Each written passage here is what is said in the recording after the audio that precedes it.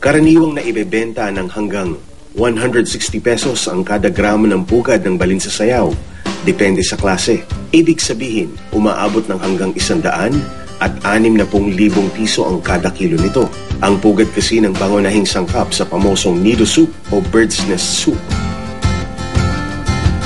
Dito sa Barangay Buena Suerte, isa ang restaurant na ito sa pinagbabagsakan ng mga pugad ng balin sa sayaw.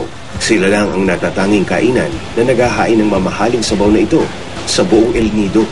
Yung nido soup dito sa El Nido, ikaw lang palagi ang nagsaserve niyan bird's nest na tinatawag no? Opo. Hindi ba madali i-prepare? Pagka po hindi mo sanay ang pag-prepare, mahirap po kasi mayroon pong expiry naman po sa pagbababad niyan bago iluto May pwedeng ganito lang katagal, hindi pwedeng sumobra, gano'n. May mga ganong klase. Pwede po siyang sumobra ng ilang days na ibabad. Pero po, kailangan everyday may teknika yung gagawin, papalitan nyo po yung tubig. Kasi po, once na hindi nyo napalitan, umiiba po yung amoy. Kumporme sa kalidad ng mga hibla ang presyo ng pugad kapag binibili niya sa mga busyador. Ang 1 gramo ng Class A na bird's nest, maaaring umabot ng hanggang mahigit 100 piso. Habang ang pinakamababang klase, 40 pesos naman kada gramo. Ito yung raw. Yung ito bagong kuha. Pag galing sa kuweba, ito yun. Ito yung tsura na. Yes po, ito po. Ito Ay, sorry po. Nest na nest pa rin talaga, no? Tapos, anong sumunod? Dito po may Class A, Class B, Class C. Yes po. Pag dineliver po sa inyo ng mga gatherer na mga nangunguha ng balin sa sayaw, makikilala nyo po kaagad ang Class A at Class B. Yung Class A po, kahit marumi siya, nangingibabaw po yung kulay niya ng puti. Sa Class B naman po, pag bagong deliver, nangingibabaw din po yung kulay niya na yellowish po siya. Sa restaurant, pag tinitingnan mo yung presyo ng bird's nest, yung mga nido soup sinasabi, talagang mahal Nga po. So ito yun, ganito kabusisi i-prepare, saka mahirap kunin. Una po sa pagkuha, napakahirap. Pangalawa po paglilinis. At saka sabi po nila kaya mahal dahil maganda po yung beneficiary sa katawan ng tao. May medical benefits, may sabi po, maganda sa kalusugan. Lalo na po kung may ubod sipon. Tapos sabi rin po nila is aphrodisiac. Taong 1994 nang unang maghain ng bird's nest soup si Aling Pasing sa kanyang restaurant. Namana pa raw niya sa biyenan niyang may lahing Chino ang recipe nito. Sinamahan niya tayo, ipinakita niya sa atin kung papaano mag-prepare, magluto nitong tinatawag na bird's nest soup. At first time kong nakita yan. Ang sekreto talaga nung mismong bird's nest soup ay hindi niya sinabi kung anong sekreto. Kung gaano kahirap ang pagkuha sa mga pugad ng balin sa sayaw, ganun din kametikuloso ang paraan ng paghahanda nito. Ito po muna yung Class A. Ito po sir, ay buo siya. Lalagay ko po siya sa kumukulong tubig. Okay. Mga ilang minuto lang po yan. Pakukuluan? Pakukuluan po, tapos ano yun? Palalambutin na parang pansit? Nasa lambot? Malambot na po siya kasi binabad po natin siya ng mahabang oras. Magdamag po siyang nakababad sa tubig. Yan po pwede na po siyang lagyan ng ng timpla. Kasi malambot na po yan siya.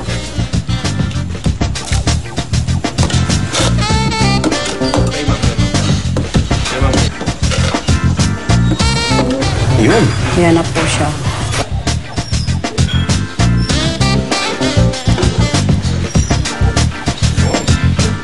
Magkano ang isang order ng ganyan?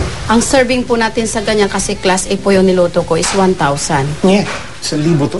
Sulit ba yung 1,000 piso na babayad mo siya? Yes, sir. Sa isang bowl? Yes, sir. Sulit po. Pero sa lasa, anong mas malasa? Ito mas masarap naman po talaga ang Class A. Namnamin. Anong kaibahan nito dun sa mga isinaserve dun sa ibang lugar? Bakit special siya dito? Bukod sa malapit siguro sa mga po kasi alam nila na ito talaga ang pinagmumulan ng original na bird's nest na talagang nature, from the nature. Kasi po marami pong klase ng birds, ang iba po man-made, ang iba po cultured. So ito po talaga dito is natural. So pag tinikman mo yung Class A, malalasahan mo na, kung hindi ka pa nakatikim ng bird's nest soup, parang iisipin mo parang wala lang Pero habang tumatagal, yun, malalasahan mo na yung kakaibang lasa ng sopas na yan.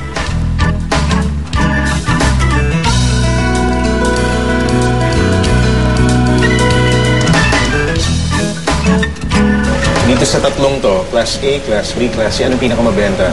Ay, ang class C po. Dahil affordable.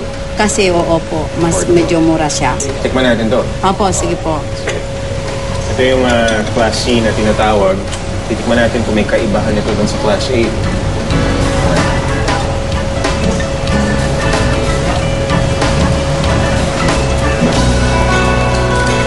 Sarap pa rin. Sarap pa rin.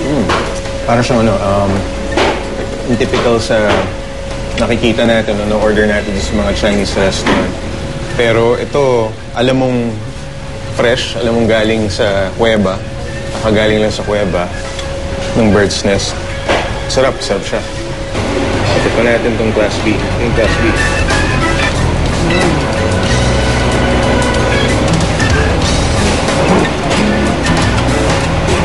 Okay. Kasi lasa rin ng Class B.